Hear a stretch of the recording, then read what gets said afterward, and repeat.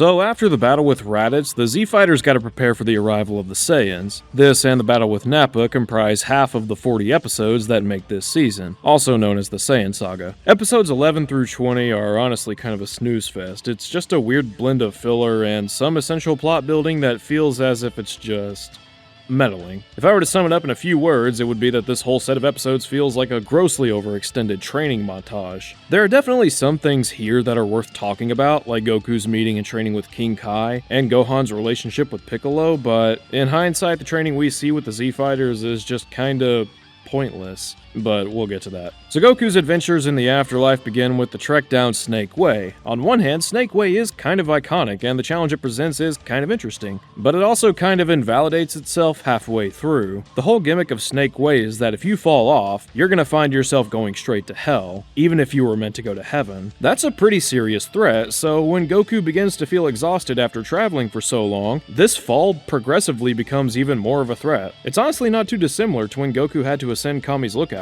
However, with Kami's Lookout, it was clear that without some sort of contingency, one slip-up meant certain death. The stakes were very clear-cut and tangible. The pervasive threat also lent more value to Goku's power pole and the Nimbus Cloud, which were already very important pieces of his arsenal back in those days. Snake Way, on the other hand, doesn't really have any tangible threat after we're told that there's actually a secret passageway from Hell back to the start of Snake Way. Not only that, but the only characters guarding it are complete jokes. Toriyama typically does well with humor, but in this case it just cuts clean through any potential tension, and that makes Goku's falling off just feel as if the viewer's time is being intentionally wasted. And that's the last thing you want. The only part of Snake Way I really enjoy beyond the initial challenge would have to be Princess Snake. Not because it's exceptional or anything, but it just fits that old school Dragon Ball side quest feeling. It's just silly, but not because of any slapstick humor. It's a very obvious threat that skips right by Goku because of his more silly character traits, most notably his insatiable hunger, which makes sense to apply here because he's been trekking across Snake Way and exerting so much energy without any food. I mean, I don't know how much sense it makes for a spirit in the afterlife to need food, but that's also kind of the joke. I mean, this episode just has everything. One of the servant girls Persona 3s herself, and Goku fights his way out of a vor fetish nightmare. I don't even know how Toriyama thinks of half this crap. But then we actually get to King Kai's, and he is so not what you would expect. I love King Kai. He's such a corny goofball, but he absolutely knows when to take things seriously. He's kind of like Master Roshi in that sense, but he doesn't feel like a copy-paste either. King Kai's planet is also really dense. The gravity is many times that of Earth, so Goku can barely even move when he gets there. But through King Kai's training, he's able to adapt and grow many times stronger. King Kai says that Saiyans have a unique ability to adapt to any battlefield, and while that's kind of vague, the seemingly limitless potential of Saiyans works as an explanation as to why they'd be able to adapt to such varied levels of gravity. It's also just funny as hell that in order to grow strong enough to fight these dudes who are capable of exploding whole planets, Goku needs to catch a monkey and a cricket.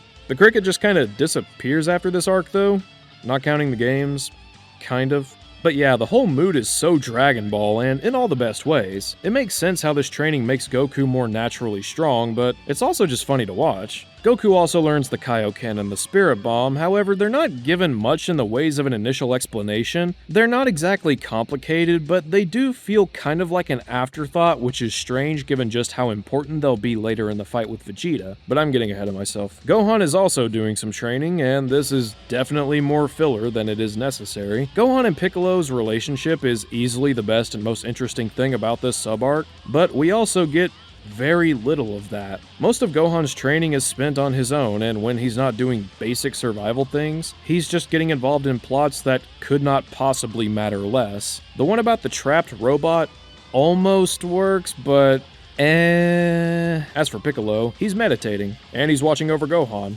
Sort of. Also, Piccolo tears off Gohan's tail, except Gohan just has his tail later on anyways. So, yeah, that doesn't make any sense. What's even funnier is that Gohan also has his tail during the Tree of Might movie, which I think is supposed to be after. That one's a bit finicky. But it's doubly worthless. Anyways, there's the rest of the Z-Fighters, and they're doing training. Krillin and Tien kinda benefited from it, but that's really about it. And it's honestly a shame that the Z-Fighters became so irrelevant over time. Seriously, Krillin is an absolutely beloved character, and Tien is low-key one of the coolest. Man is underrated for real. What's even weirder is that you'd think they'd be training in the Room of Spirit and Time, but instead they do some satanic ritual with Mr. Popo and fight imaginary low-class Saiyans. Like, I get the idea of them becoming stronger than Raditz as kind of the standard they should shoot for, but seriously, hyperbolic time chamber, and they had a whole year outside of the chamber. They could have done so much more. Hell, they probably could have become stronger than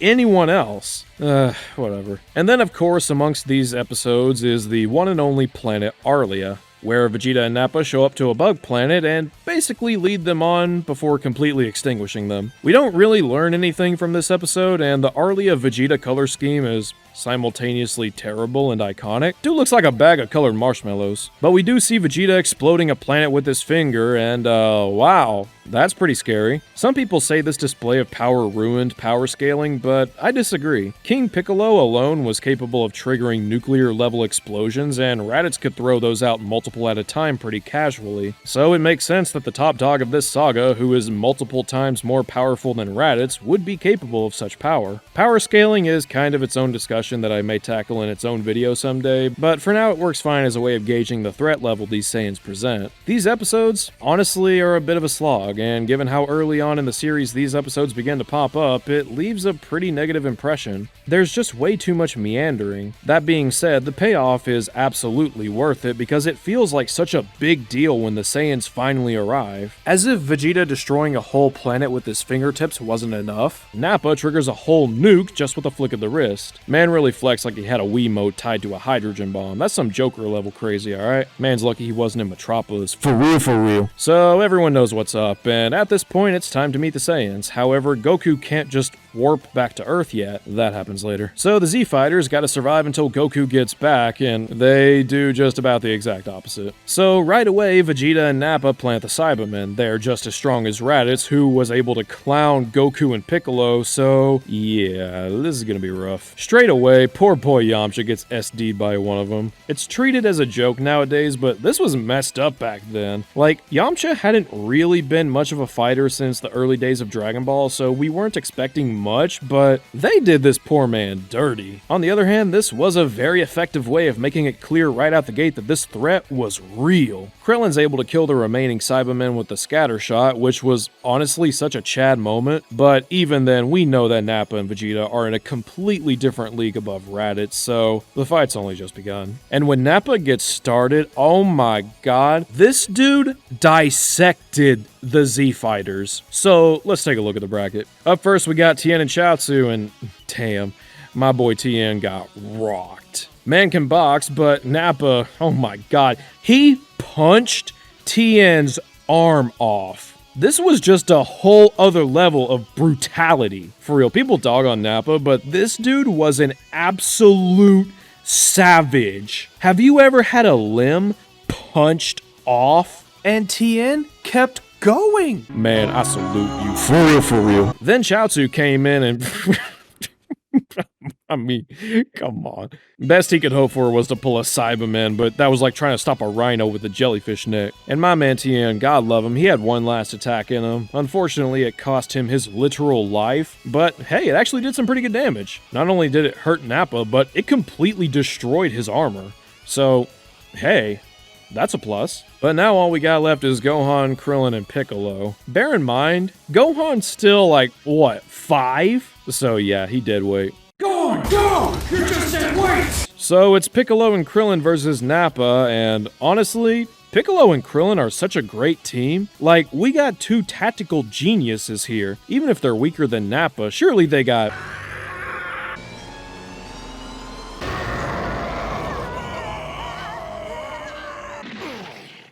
Bruh. Okay, well, what you got, Gohan?